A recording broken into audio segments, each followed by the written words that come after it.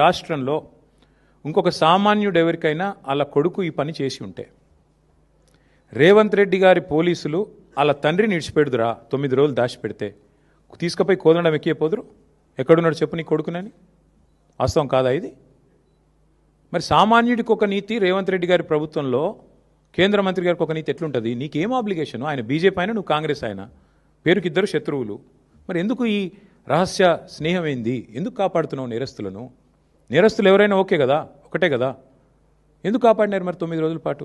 చివరికి దిక్కులేక కోర్టులో రిలీఫ్ లేకపోతే, కోర్టు ద్వారా మీరేదో ప్రయత్నం చేసి చివరికి కోర్టులో రిలీఫ్ రాకపోతే ప్రజల ఒత్తిడి పెరిగి ప్రజా సంఘాలు పేట్ బషీరాబాద్ పోలీస్ స్టేషన్ ముంగట ధర్నాలు చేసే పరిస్థితి వస్తే, మా మహిళా సోదరిమణులు మొత్తం పోయి అంబేద్కర్ కాడ పోయి ధర్నా చేస్తే దిగి రాక తప్పని ఒక అనివార్య పరిస్థితి 2 పార్టీల బొండిగా పట్టుకుంటే అప్పుడు బీజేపీ కాంగ్రెస్ దిగి రాక తప్పని అనివార్య పరిస్థితుల్లో సరెండర్ అయిందా అరెస్ట్ అయిందా నాకు తెలియదు, వాళ్ళిద్దరు తెలుసుకోవాలి. అది మాకు బండి సంజయ్ గారితో మాకేం వ్యక్తిగత పంచాయతీ లేదండి. నాకు ఆయనతో ఎప్పుడూ లేదు. కలిస్తే ఎప్పుడైనా ఎదురుగా మాట్లాడినంత తప్ప నేను ఎప్పుడూ అగౌరవంతో వ్యవహారం చేయలేదు. ఆయనే పనికిమాలిన మాటలు మాట్లాడిండు. ఆయననే మా తల్లిదండ్రులను ఉద్దేశించి అగౌరవంగా మాట్లాడిండు. నేను అయినా కూడా మాట తూలలేదు, ఈరోజు కూడా తూలట్లేదు. నేరస్తుడు ఎవరైనా నేరస్తుడు అనేది మా సిద్ధాంతం, అంతకంటే ఏం లేదు.